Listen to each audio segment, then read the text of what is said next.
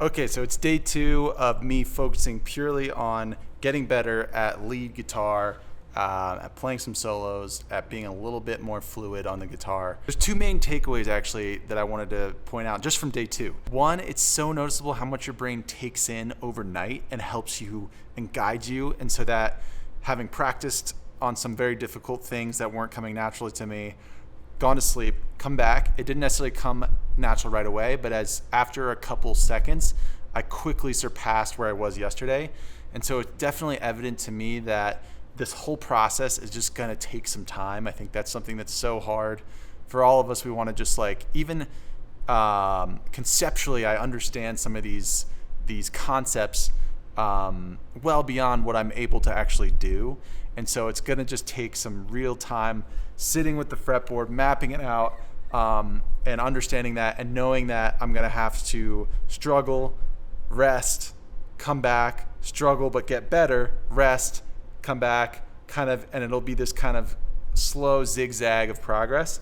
That's something that can just be so helpful to call out, because something that you know when it doesn't feel like it's coming easily, knowing that pushing through is gonna then help your brain reform and recombobulate overnight, and you're going to come back the next day and it's going to be just that much more clear, and then they come back the next day, and then at some point that will be second nature and you'll be able to use it. The way I'm thinking about this is I'm going to want to try to map out the different, particularly the pentatonics and the major scale modes, because those can be altered to then all of the different modes and major to minor, and then it'll be much more easy once you know where, for example, the major third is. It'll be easy to maybe rub that down to a minor or major third, kind of that bluesy thing, or find that sharp 4 that's the blue note. It'll be a lot easier to see that if you have the scales kind of mapped, and that's something that I've never really taken the time to do. And to be frank, it's not necessarily something that's very exciting or very fun, and it sucks to do. But I've been sitting there, so basically today I've just been sitting there running, this is the G. We've got the G major scale here, and I've just been running this pentatonic.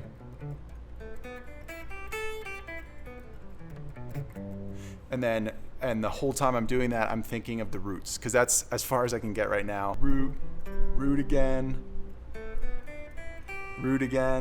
and then moving it over and doing that again and again and again, all the way up in each of the 5 positions. And then also finding those quick little 3-note triads within each of those, and understanding what part of those triads is the root, third, and fifth. Right now it's very slow and it's taking some time. I've already noticed, even when messing around, that I can quickly find that major third, and there's the flat 7 in a bluesy context. I'm finding those things much more quickly. So that's definitely a plus. I will say at this point, it feels like a daunting task that will never be achieved, especially when you watch a YouTube video and some guy rips through all kinds of different Dorian, Mixolydian scales and riffs and everything. And it feels like it'll never happen. But I think just gotta keep the faith. I think that point 1 is the point that it's gonna have to keep me moving through that. I'm gonna do the hard work.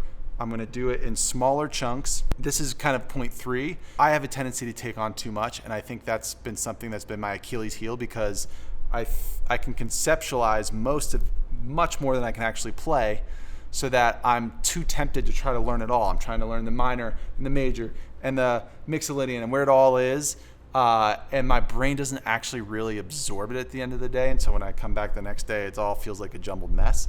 So I think if I just focus really intently on small things, the triads, the pentatonics, and finding the root and the third for now within each of those, and then just kind of running them and getting my fingers used to them and going up and down and up and down, I think that's going to get me to a place where I hope I can get that small chunk feeling like second nature, and then I can move on to the next thing and maybe do the minors, and hopefully that'll be even easier, because the minor is really just a reflection of the major, just over different chords, and the different roots are within it.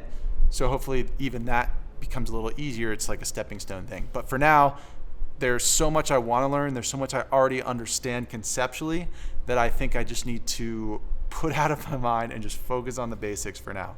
So that's what I'm doing. It's only day 2. I definitely feel a little bit better, a little bit more comfortable Finding the triads has kind of been a cool thing. Because even finding the triads, if you know where the root third and fifth is, then you can quickly go run up a whole step for finding the second.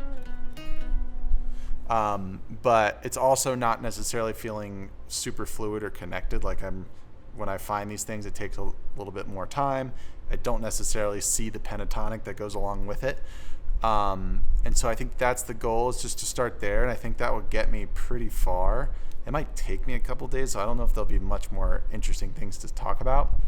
But I'll try to keep talking about anything that's going wrong or going right or feeling good. And then maybe I'll do some examples. Maybe I'll try to do maybe I'll try to do a progress report and see, show you guys where I'm at, levels and blah, blah, blah.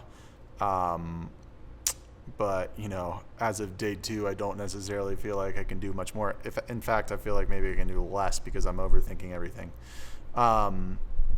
But that said, I can sort of feel how this could work. And if anything, that's motivation. So we'll start there.